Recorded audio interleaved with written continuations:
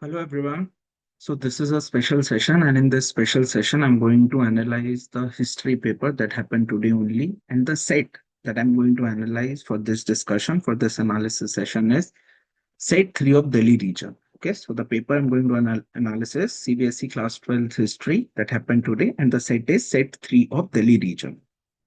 So these are the journal instructions for the whole paper. Okay, so one by one, I'm going to discuss every section. So section A is about the MCQs, and the first 21 question is about the MCQs. I'm going to discuss every MCQ. Question number first, which of the following is correct statement in regards to Eklavya? So four statements are given. The correct answer for this question is option number C.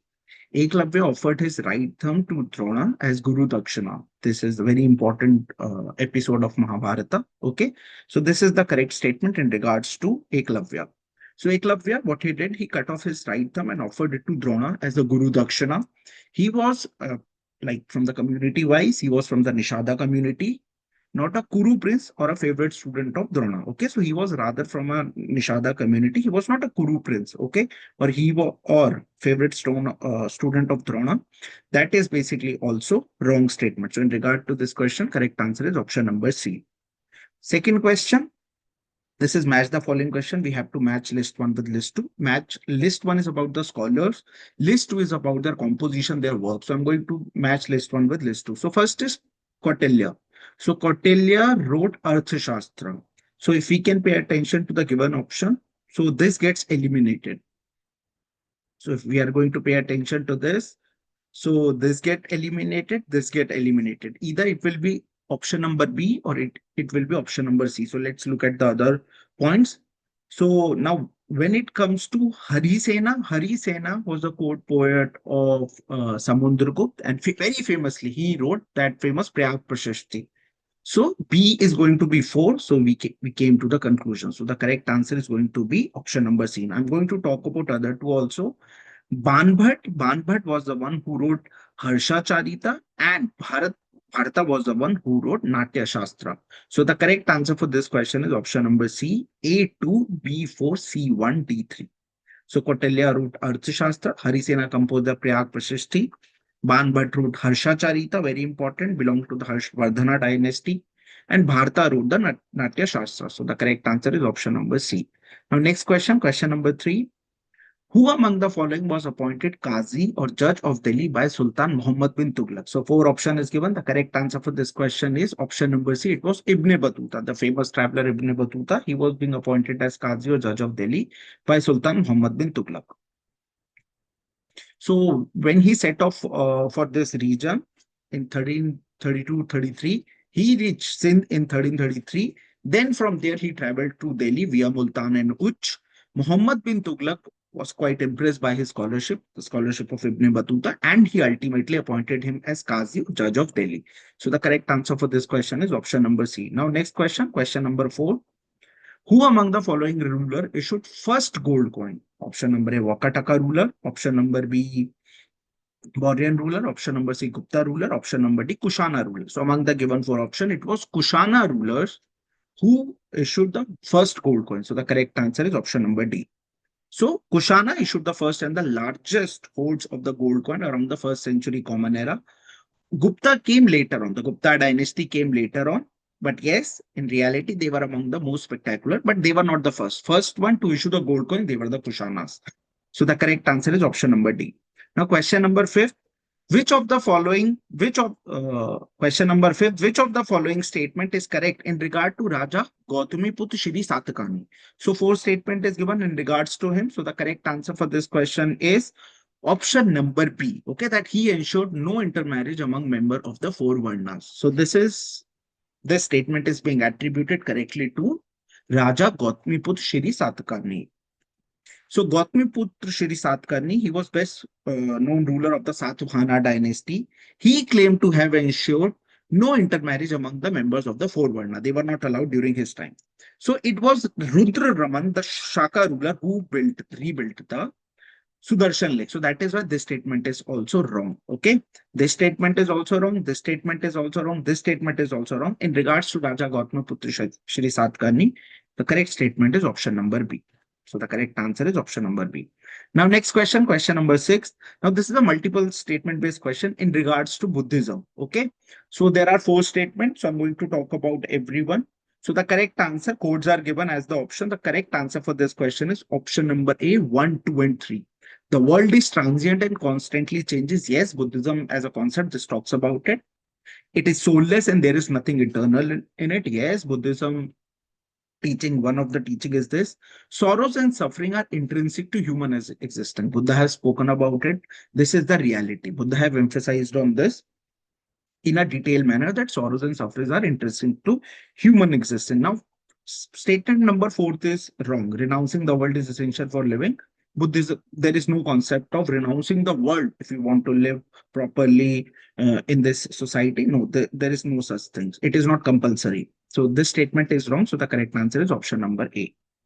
Buddhism teaches the world is transient, soulless, and sorrow is intrinsic to human existence.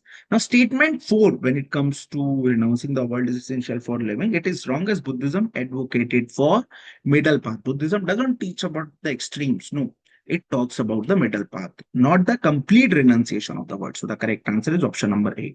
Now, moving forward to the next question, that is question number 7. Now, this is the image-based question. So we have to look at the image and we have to identify the ancient sculpture panel from the given option. So the correct answer for this question is option number B. It is a sculpture from Mahabalipuram. Okay, it is very important, very famous sculptures from Mahabalipuram, which is there in Tamil Nadu. So the image shows the sculpture panel in Mahabalipuram in Tamil Nadu. Celebrated example. It's a celebrated example of ancient rock cut relief carving. So groups of monument, which is there in Mahabalipuram in Tamil Nadu. This one of the sculptures among many other there. It is one of the sculptures. So the correct answer for this question is option number B, a sculpture from Mahabalipuram. Now moving forward to the next question, question number 8. Now this is an assertion and reasoning based question. So the question is about Buddhism and Jainism. Assertion statement is saying, like Buddhism, Jainism also spread to many parts of India. Now the statement is correct. Reasoning statement is saying Jaina scholars produce literature in various languages like Tamil, Prakrit, and Sanskrit. So this statement is also correct. And both A and R are correct, and reasoning is the correct explanation of the assertion statement. So the correct answer for this question is option number A. So Jainism spread to many parts of India. Jaina scholars produce a wealth of literature, huge literature in a variety of languages such as Prakrit, Sanskrit, and Tamil. Now, this literature, which was being written by the scholars of Jainism, directly helps spread the teaching of Jainism to different regions and communities. So the correct answer for this question is option number A. Now, moving forward to next question, question number 9. So this question is in regards to the Vijayanagara Empire, the various dynasty of Vijayanagara Empire. So we have to chronologically tell the dynasty one by one. So the correct all the 4 dynasties are given. The correct answer for this question is option number D. Okay. Firstly, it was the Sangama dynasty that came into being. Then comes the Saluva. Then comes the basically it was the, just give me a second. Just give me a second. Yes. It was first the Sangama dynasty that came into being. Then comes the Sangama dynasty. Then comes the Tuluva dynasty. The famous Krishna Deva Raya belonged to this only. Okay. And then comes to the Aravidu, the final one. So the correct answer for this question is option number D, 2143. So Sangama till 1485, Saluva till 1503, Tuluva, and then the Aravidu from 1542. So the correct answer for this question is option number D.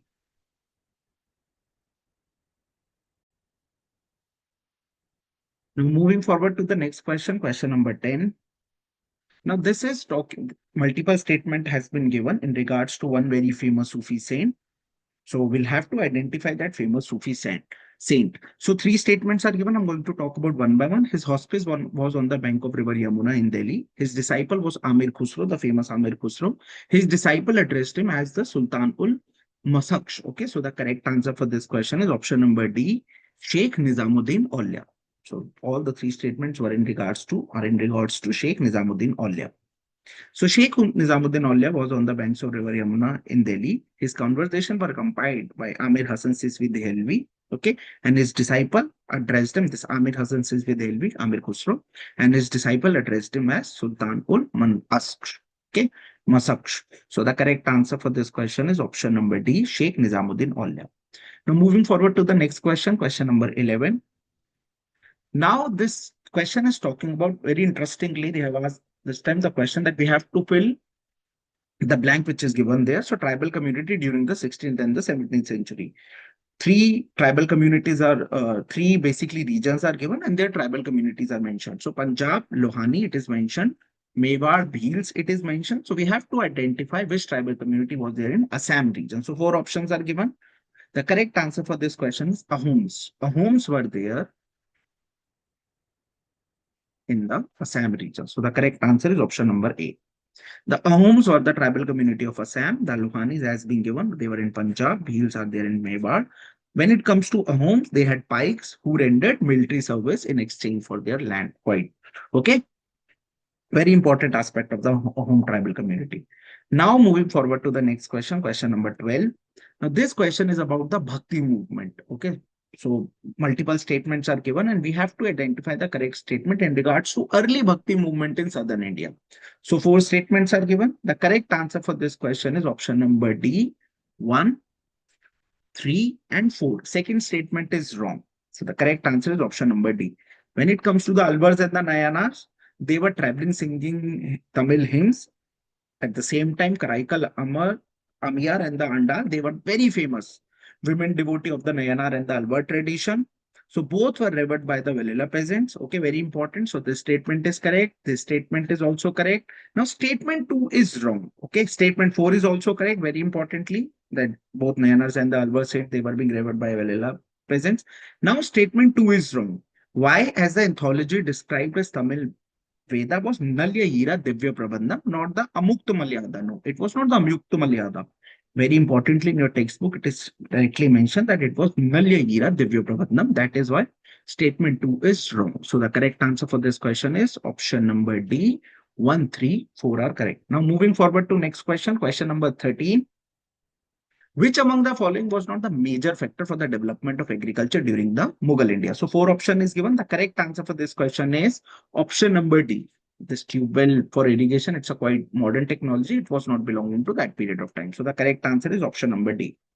Abundance of land, availability of labor, and mobility of present. They were the three factors that were behind the agricultural expansion in the Mughal India time period. So all three were there. Now, tube well, it is, as I've already said, it is a modern technology and it was not a factor in the Mughal architecture. So the correct answer for this question, as the question is asking about, not the major factor. So the correct answer is option number D. Now moving forward to next question, question number 14. We have to basically, two lists are given. One is about the travelers of the medieval period and another one is the traveler is their native region. So we have to correctly match the pair. Three pairs are wrong. We have to identify the correct pair. So among the given four pair, the correct answer for this question is option number D, Marco Polo. He belonged to Italy only. So this is correct. These are the wrong pairs. So when it comes to Marco Polo, he was from Italy. So that is correctly matched. Abdul Razak was from the Samarkand or the Persian region. He was not from Morocco. Antonio Monserrat, he was from Spain and he was not from Portugal. So the correct answer for this question is option number D, Marco Polo. He belonged to Italy only. Now moving forward to next question, question number 15. Now this question is in regards to Nana Sahib, okay, the famous Peshwa, okay, that famous basically Nana Sahib. So four statements are given in regards to Nana Sahib. I'm going to talk about one by one the correct statement. So the correct answer for this question, that Nana Sahib was the successor of Peshwa Bajirao II. Now this is correct statement. Nana Sahib joined the revolt of 1857 from Kanpur. He was the leader of that region in regards to the 1857 mutiny. This is also correct. His rebellion collapsed in the beginning of 1857. This is wrong. Nana Sahib went to Nepal in 1857. Now, this is also wrong. So, the correct answer is option number D. Only 1 and 2 are correct. So, Nana Sahib was a successor of Peshwa Bajirao II and he joined the revolt from Kanpur. Answer is only 1 and 2. So, the correct answer is option number D. Now, moving forward to next question. Question number 16. Who amongst the following leaders struggled to free Vietnam from imperialist control? So four option is given. The correct answer is option number B, Ho Chi Minh. So Ho Chi Minh was the one who led the struggle to free Vietnam from the imperialist control. So the correct answer is option number B. Now moving forward to next question, question number 17. Who amongst the following was the head of the advisory committee? This question is specifically asking about the advisory committee of the Constituent Assembly. Four options are given. The correct answer for this question is option number C. It was Sardar Patel. Okay, Sardar Vallabhbhai Patel, who was heading the advisory committee of the Constituent Assembly. So Sardar Patel was the head of the advisory committee of the Constituent Assembly. This committee dealt with the fundamental rights, minority, and the tribal areas. So he played a very pivotal role. So the correct answer is option number C. Now moving forward to the next question, question number 18. Now again, another question where we have to arrange the events in a chronological order. Now this question is in regards to Gandhiji. Okay, so we have to arrange the events. So the correct answer for this question is option number B. That is 1, 2, 4, and 3. Why? Because the Champaran Satyagraha happened first. This happened in 1917. Then comes the Kheda Satyagraha. This happened in 1918. Then comes the famous Rowlatt Act. This happened in 1919. Against whom? Against which Gandhiji started another movement against the Rowlatt Act. Then comes the Jallianwala Bagh massacre incident, very tragically, that has happened. Now, this happened in 1919 after the Rowlatt Act. So, the correct answer for this question is option number B, 1, 2, 4, and 3. Now, moving forward to next question, question number 19. How did the arrival of Santals in the Rajmahal Hills affect the Pahadiyas? So, four statements are given. The correct answer for this question is option number A. That is, the Pahadiyas were displaced and they had to ultimately move to the upper hills. Okay. So, that is the when did this happen? When the Santals were being settled in that region, okay, in the Rajmahal Hills. So this impacted Pahadiyas. They had to move to the upper hill. So the correct answer is option A. When Santal arrived and they settled in the Rajmahal Hills, they cleared forest and they were settling in the plain area. Ultimately, Pahadiyas were getting displaced and they were being pushed to the upper hills. Okay. And it was leading to the shrinking of forest area. So the correct answer is option number A. Now, moving forward to next question, question number 20. Now, this is again, four statements are given, 4 points are given rather in regards to the British officer. We have to identify that British officer, that he was a physician, he organized zoo in Calcutta, he did a survey of Bengal, he assumed family name as Hamilton. Okay, this is very important for one of the boxes. So the correct answer for this question is option number B, that is Francis Buchanan. The correct answer is option number B. So Francis Buchanan, he was a physician. He was the one who organized zoo in Calcutta. He conducted the survey of Bengal and he later assumed the family name Hamilton. So the correct answer is option number B. Now, last MCQ based question. I'm going to discuss this again. Two pairs are given, British officers and the policy being introduced by them. Now we have to identify the odd one out for this pair. So the correct answer for this question is option number C, Wellesley Western Education. Now this is incorrect. Okay.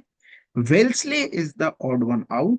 Dalhousie, that is correct, that he introduced the doctrine of lab. Cornwallis introduced a permanent settlement. That is also correct. And Harding was the one who modernized the army and introduced Enfield rifle, whose great cartridges ultimately triggered the revolt of the 1857, became one of the prime reasons. But incorrect, or you can say odd one out pair, is Wellesley Western Education. Why? Because it was Wellesley who introduced a subsidiary alliance in 1978. He was not the one who introduced the Western education. Now, it was being introduced, or you can associate that with Lord Bentinck, okay, not with Wellesley. So Wellesley was the one who introduced a subsidiary alliance in 1798. That is why this option is correct, because this is odd one out. So students and everyone, I'm done with section number A. Now I'm going to move forward to section number B, which is 3 markers. So one by one, I'm going to talk about them, every question. So first question is question number 22.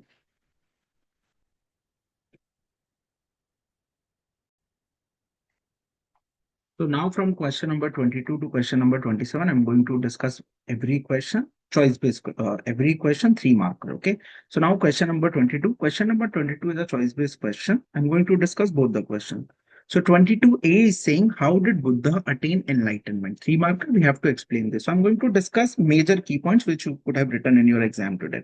So key points, that he was the one, Buddha left the palace once he witnessed sorrow, sickness, and death. And then he what? Why did he leave? He's because he set out in search of truth about the human existence. Okay.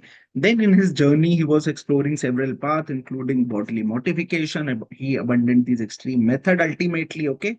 He was trying so many methods to attain enlightenment, to basically realize the truth, that is the reality. But then when he was trying everything, then ultimately he abandoned these extreme methods such as bodily mortification. Then he meditated for several days and attained enlightenment under a tree at Bodh Gaya, which is there in present time Bihar. Thereafter, he was being called as Buddha or the enlightened one. He delivered his first sermon at Sarnath near Varanasi in the present time, and he spent the rest of his life teaching Dhamma. So, this key points you could have mentioned for this option number A. Now, moving forward to in this choice-based question, B option. Okay, how has Buddhist literature helped in understanding the sculpture of Sanchi? So I'm going to talk about this now. So in regards to Sanchi Stupa, which is there in Madhya Pradesh in the present time, so Jataka tales helped art historian identify scenes which are being carved out at beautifully carved out and multiple tornas also, gateways also at Sanchis as story from Buddha life and previous birth. Okay, so Jataka stories are being depicted very beautifully over there. Now, Buddhist literature explained why the Buddha was not shown in human form in early sculpture and was represented through symbols like the wheel, the empty seats, and the stupa. So, in the ancient form of Buddhism, when we are talking about the Theravada Buddhism, in the Theravada Buddhism, Buddha is not being represented in a humanistic form. Rather, symbols are being used or are being ascribed to him. Okay. Later on, with the passage of time, when Mahayana Buddhism came into being, then yes, human human like of statues were being made in regards to Buddha. So in regards to Sachi now, inscriptions on railing and pillar of Sachi read alongside Buddhist text. It is also identifying on the stone. It is also identifying donor, including kings, guild like ivory worker, women, men, and monks. They were revealing the wide social base of Buddhism. So this is showing that at that point of time, people from various different community they were basically making donation in regards to building of Sanchi Stupa. So Buddhism was rather spreading at that point of time. Now moving forward to next question, question number 23, that is 3 marker. So this question is asking about that in the previous time period, several important ruling lineage had different origins, substantiate the statement in the context of ancient India. So I'm going to give you multiple examples in regards to different lineages and their origins. So, according to the Brahmanical text, Mauryas were described as being of so-called lower caste. Then later Buddhist text, which was contradicting the claims which was being made in the Brahmanical text. So later Buddhist texts were calling them as Kshatriyas, Mauryas as Kshatriyas. Their background, the background of Mauryas, it is hotly debated even in the present time. Now, another dynasty, Shungas and Kanvas, they were being considered to be the immediate successors of the Mauryas. They were the Brahmanas. And what does it show? That even Brahmanas were holding the political power at one point of time. Then comes the Shakas. They came from the Central Asian region. They were being regarded as the Malechas, barbarians, or the outsider by the Brahmana. Yet the Shakas, they adopted Sanskritic tradition as seen in Rudra Raman Sanskrit inscription. Then come another dynasty by the name of Satvahanas. They were not the Kshatriyas. Gautama Puti Shri Satkarni, one question also I've discussed earlier, he claimed as a Brahmanical status, okay? And he also entered into marriage alliance with the king of Rudrataman, who was a Shaka ruler, okay? Now come political power in ancient India was effectively open to anyone who could muster support and resources and really depend on birth as a Kshatriya. So this shows that it was not only the political power were not in the hand of only Kshatriyas, rather different categories or different communities, they were also holding the political power from time to time. Now moving forward to next question, question number 24. This question is about Annie Akbari, and question is asking why it is considered as a mine of information about the rule of Mughals, specifically in regards to Akbar's era. So key points which you could have written in today's exam. That's Annie Akbari, famously, very important fact, being written by Abu Fazl. It got completed by the later end of the 16th century, specifically in 1598. This formed the third book of the Akbarnama, which was a huge project. Okay, and this third book, Annie Akbari, it went through 5 revisions. It was considered to be organized as a compendium of imperial regulation and a gazetteer of the whole Mughal Empire. The Annie Akbari gives detailed account of court organization, how court was operating, how was the administration, army, sources of revenue, and physical layout of the whole provinces. Now, this ultimately, Annie Akbari itself was being made of 5 books covering the imperial household, military, civil establishment. It also talks about the fiscal details of various provinces and integrate quantitative information across the Mughal Empire, specifically during the Akbar's era. So the correct, so this is the answer. These are the key points in regard to any Akbari. Now moving forward to next question, question number 25, another 3 marker. Now this question is about Bhakti movement and specifically talking about Mirabai, why she was being considered as one of the great saint of the Bhakti movement. Now again, I'm going to mention certain key points in regard to Mirabai. She was considered to be best known women poet within the Bhakti tradition. Biographies reconstructed from bhajans attributed to her. Okay, she, as biographies are saying, that she wrote multiple bhajans, okay, many bhajans, and which got transmitted orally for centuries. She was a Rajput prince from Merta in Marwad region. She was being forced to marry against her wishes to a prince of Sisodia clan of Mewad region. Now, with the passage of time, she defied her husband. She did not submit to the traditional role of wife and mother and considered Lord Krishna as a true lover. Okay, so she was a true bhakt of Lord Krishna. So ultimately, she escaped from palace to live as a wandering saint. She kept on composing songs of intense devotion. Her preceptor, some of the sources are saying her preceptor or her guru, okay, was said to be Raidas, who was a leather worker, indicating her defiance of caste norms, that she was also not believing in the caste structure which was operative at that point of time. So this is about Mirabai. These points you could have mentioned about Mirabai. Now moving forward to next question, question number 26, another 3 marker. This is in regard to Gandhiji. Gandhiji is also regarded as social worker. Explain the statement with example. So now these are the key points which you could have mentioned. Why we are calling Gandhiji to be a social worker? Because he focused too much on the abolition of untouchability and he made it as a central to the national movement alongside the struggle against colonial rule. So he was basically started movement against the colonial rule. At the same time, was also working for the society, for the upliftment of the society. So another point why we are calling him as a social worker, because he promoted khadi as a symbol of self-reliance. He also encouraged the usage of khadi as an alternative to mill-made cloth produced under the colonial economic system. Okay, so at that point of time, he wanted India to become self-reliant. He worked actively for the Hindu-Muslim harmony. He was observing multiple fasts to stop the communal violence that tragically that was taking place in Calcutta in 1947, and then in Delhi in 1948. Prior to that, when during that famous Dandi March Salt Yatra, it was considered to be first nationalist activity in which women participated in large number. Okay, so this also reflect his basically commitment to gender equality. Gandhiji's commitment to gender equality. Last point which you could have mentioned, after independence, he kept on visiting hospital refugee camps in Noakhali region, and those people who were getting impacted because of the partition, he was trying to console them. Okay.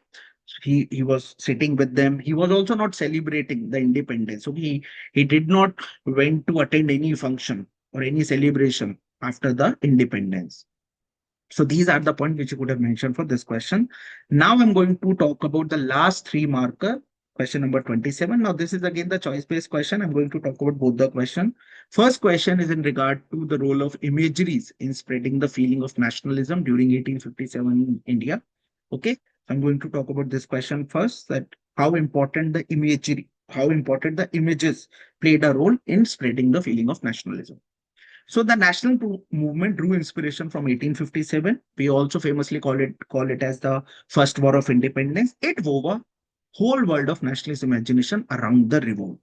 Now, leaders of the revolt from different regions, they were being presented as heroic figures in these images, such as Rani of Jhansi, Rani Lakshmibai was being depicted in popular prints with a sword riding a horse as a symbol of determination to resist alien rule.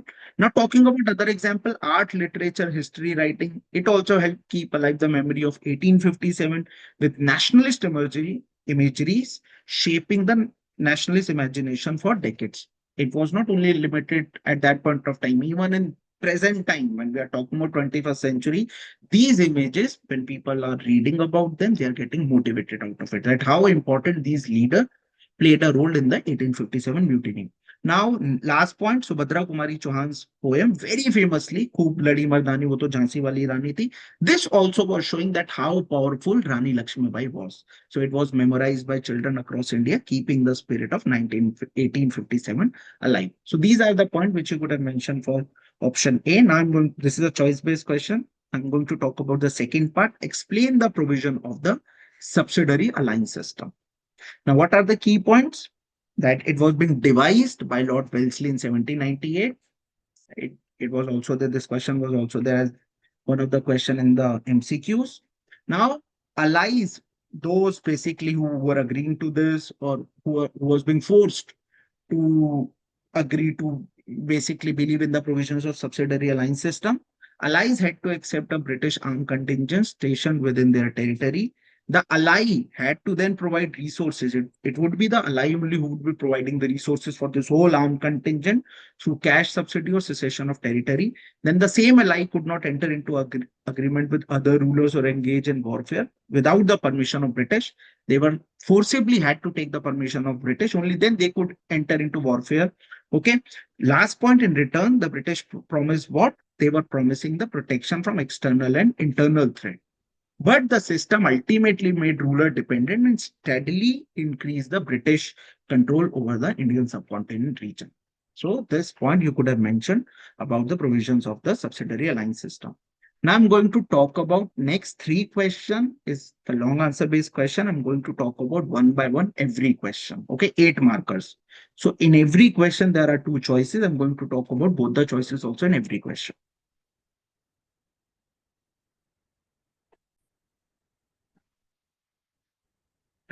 So long answer type question. Question number 28. Firstly, I'm going to discuss A. Describe the event that shaped the vision of the Constitution of India. So I'm going to talk about what are the events that ultimately shaped our Constitution.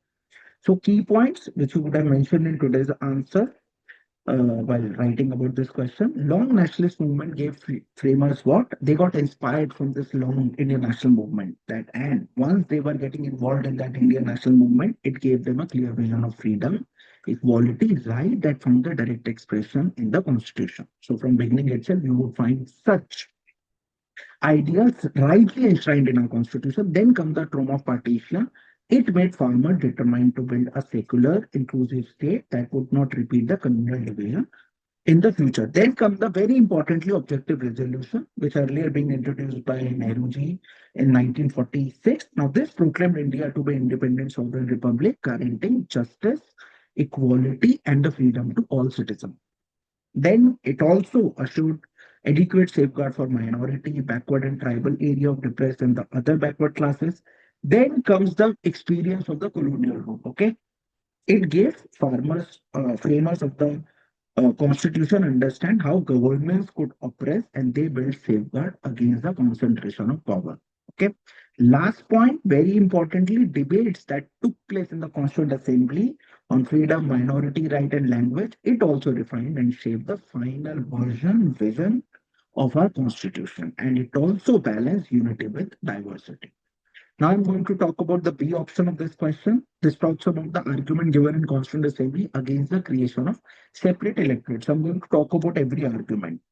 Now Sardar Patel ji, he called separate electorate as a poison that had turned one community against another, divided the nation, caused bloodshed, and led to partition. So he was anti-separate electorate. He was talking about uniting the whole nation. Okay, and he was saying if we would introduce separate electorate as one of the systems, that it would rather further divide our country. Now, another person, Govind Vallabh Pant, he also argued that introduction of the separate electorate was a suicidal demand that would permanent isolate minority. Okay, and it would also make them vulnerable. Then comes then comes minority. The return by separate electorate could never have any effective voice. This was also being argued by GB Pant, Govind Vallabh Pant. Now, in order to build political unity and force a nation, every individual had to mold into a citizen of the state. So everyone would have to understand India was one society, one nation. Okay, only that feeling of nationalism would be generated.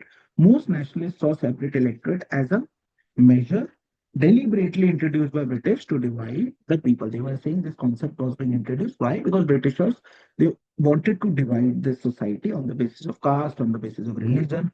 Instead, later on, the assembly chose fundamental rights, prohibition of discrimination, and reservation of SC and ST as the safeguard for minorities. So these are the key points which you could have maintained, which you could have written in detailed manner about this question.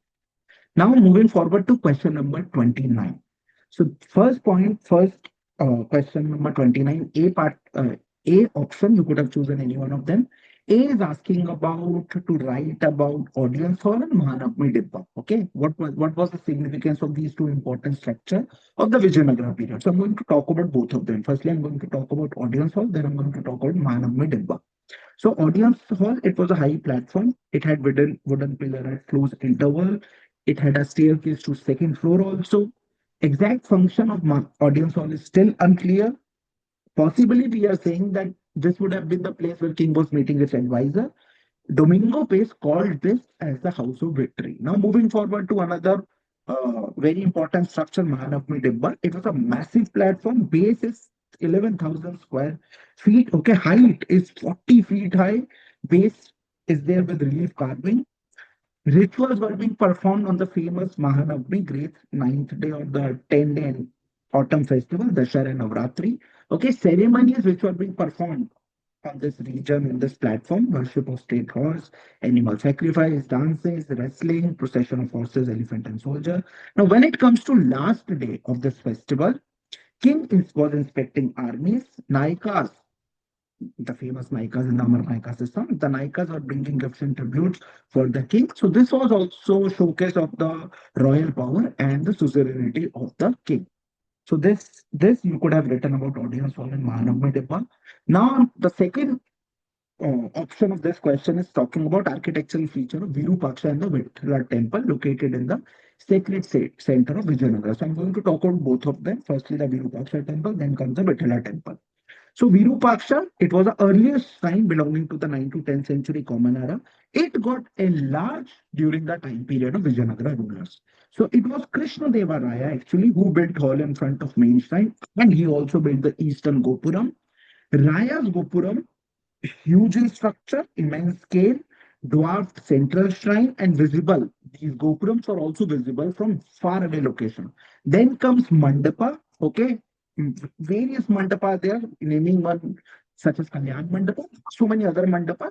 The purpose for these mandapa was for music, dance, drama, divine marriages. Okay, I've already spoken about Kalyan Mandapa. It was being used for divine marriages and rather for marriage purposes and images to swing in. So these were the purposes why mandapa was being built. Now come Vithala temple. The deity in the Vithala temple is Lord Vithala, a form of Vishnu from Maharashtra state or region. Rulers drew on different religious traditions. So what does it show? Okay, that the main deities, one is Virupaksha, then Vithala, okay, form of Shiva, form of Vishnu. So it is showing that rulers were drawing on different religious traditions.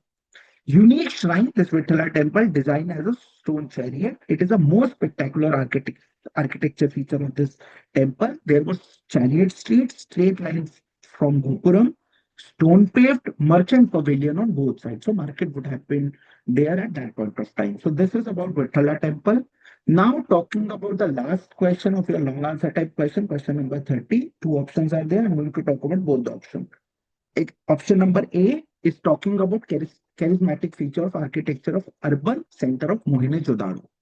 So the architecture of Mohenjo-daro, the key points which you could have written into this answer for this question, two sections in regards to Mohenjo-daro got divided into citadel region and the lower town. Citadel was higher, walled, mud being made of mud with platform. Then comes the lower town where the majority of the population was also living. It was larger in structure, lower in height, and it is also being walled. Now, standardized bricks were being used. Uniform ratio across all the sites from Jammu to Gujarat has been observed. Centralized planning has been observed. Then comes the grid streets. Roads were intersecting at a right angle. Drains laid first. Then houses were being built. So just imagine the importance which the Harappan basically planners were given to the drainage system. Then comes the important drainage aspect. Every house was connected to street drains. Brick channels have been observed with removable covers. Sumps were there for solid matter. So most important ancient system yet being discovered. Okay. So domestically, when we are talking about in regard to Mohenjo-daro, courtyard have been observed in the houses. No ground level window for the privacy purposes. Bathrooms have been there in almost all the houses. Approximately there were 700 wells from which water would have been drawn. Staircases to roof. So multiple stories were there in those houses. Then come that famous great bath in the citadel in the citadel region of Mohenjo-daro. It was a large tank. Steps north and south. Watertight with gypsum mortar was being used so that leaking was not there in it.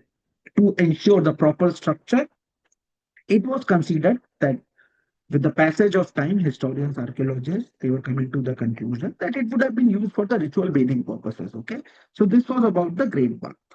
So this is about architecture of Mohenjo-daro, which you could have mentioned in for this question. Now talking about last question, B part of this question. Examine the causes and evidence of the collapse of the Harappan civilization. So question is asking about causes as well as the collapse of the Harappan civilization. So I'm going to talk about first causes, then the collapses. Causes of Harappan collapse is climatic change. One of the theories, because of the climatic change, monsoon was shifting and it was affecting agriculture. So this became one of the reasons behind the collapse of the Harappan civilization. Then comes Gagar Hakra river system. Okay, on which basically this civilization was established, that got dried up. Two-thirds of the Harappan settlement majorly was there in this Gagar Hakra river plain. Now, deforestation from excessive brick firing, overuse of land, depleted soil. This was also one of the theories there that this was also one of the reasons behind the collapse of the Harappan civilization. Last one, collapse of the Harappan state itself, which was a key unifying political element. Now, what is the evidence in regards to the Harappan collapse? By 1800 before Common Era, Cholistan, as an important site of the Harappan civilization, which is there present time in the Sindh region of Pakistan. So Cholistan site got abandoned. Now population got moved to Gujarat region, Haryana, Western UP. Okay. So disappearance of with the passage of time, seals were getting disappeared, weight, special beads, script, long distance trade, craft specialization, which when Harappan civilization was at its peak, these things were visible in almost all the settlement. And with the passage of time, this was getting disappeared. Then house construction was also getting deteriorated. No more large public structure was being built. Last point, shift from standardized weight to the local weight. Now complete breakdown of the uniform system, which was being observed earlier. Now these are the evidence of the Harappan collapse. So question was about causes and the evidence. So you could have written about both of them in this manner. So this, so everyone, this was about the long answer type question. Now I'm moving forward to section D, which is a source-based question. So I'm going to talk about, there are three questions, three source-based questions. I'm going to talk about every one of them. Now, section D, source-based question. This is about passing through one village in the rural Rajmal Hill, Buchanan Road. So on clearance and the settle cultivation, what Buchanan observed, okay, while he was doing his survey, Francis Buchanan. So three questions are there on the base of this source box. So I'm going to talk about all the three questions. How was the landscape described? How was the landscape described regarding cultivation by Buchanan? So Francis Buchanan described the landscape as exceedingly fine. He was saying that the landscape was exceedingly fine, as it is written over here, with narrow valley of rice cultivation, cleared land with scattered trees and rocky hills. He was also observing this, so he was writing about this. He found it quite beautiful, these hills, but observed that it lacked progress and needed greatly expanded cultivation. So while he was submitting his work, okay, so he said that although the hills were beautiful, but it lacked progress and it needed greatly expanded cultivation. So this was a one marker. Moving forward to next question about this passage of the source. Which crops were recommended for expanding cultivation? So here it is written, plantation of Asan Palas for Tesar. Okay, so Buchanan recommended plantation of Asan Palas for Tesar silk worms and lag production. He also suggested basically Palmyra and Mahua could be grown on land not fit for other purposes. So these were the suggestions basically being given by Francis Buchanan in regards to the expansion of the agriculture in these hills.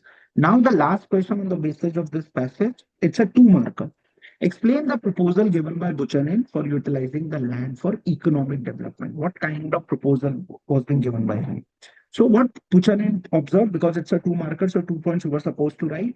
Buchanan proposed replacing woods with silk and lag plantation, ultimately bringing all clear land under cultivation. So he was asking to clear the forested region with more and more cultivation of different products. Okay, so bringing all cleared land under cultivation and using remaining land for palmyra and the mahua product. Now, this was a colonial plan. See, through his theories also, through his writing also, ultimately this was a colonial plan to convert forested region to productive commercial farming and for its proper use of agriculture. Okay, ultimately the Britishers would be able to generate more and more revenue out of this. This was their major plan. Now, student, this was about question number 31. Question number 32 about another source-based question. Now, this is about the Malabar Coast, present-day Kerala. So now this excerpt is from the very famous that writing Periplus of the Icarian Sea, which was being composed by an anonymous Greek sailor. Okay, so this excerpt is from that writing. So it talks about the Malabar Coast, which is present-day Kerala. So next question are based on this passage, this source.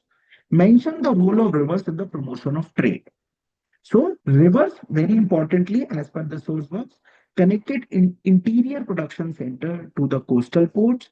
Goods like precious stones from Kodu Manal transported through rivers to coast for export. Okay, so in this manner, rivers played an extremely important role in the promotion of the trade.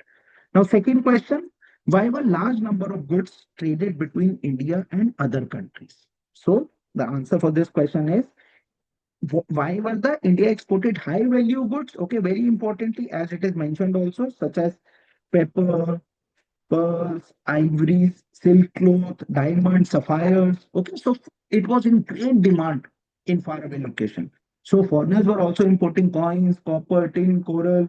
Mutual demand and high profitability drove large scale exchanges. Okay, we were also demanding, so they were also demanding our product in a large scale. Ultimately, trading was taking place in a huge scale. Now, last question on the basis of this passage or on the basis of this excerpt. Give reason for the development of bead making industry at Kodumanal. Specifically, this is asking about Kodumanal, which is there in the present time, Tamil Nadu. So Kodumanal in the Tamil Nadu, why basically it was getting developed? Because it had access to precious and semi-precious stone. Local trader, what they were doing, they were bringing these stones from the sites like Kodumanal to coastal ports. Okay, from there it was getting sent to faraway location. Archaeological evidence of bead making industry using these stones had been found in this region, showing what how inland production centers were connected to the international maritime trade in the ancient time period. So these three questions were based on this passage or this excerpt. Now I'm going to talk about the last source-based question, question number 33.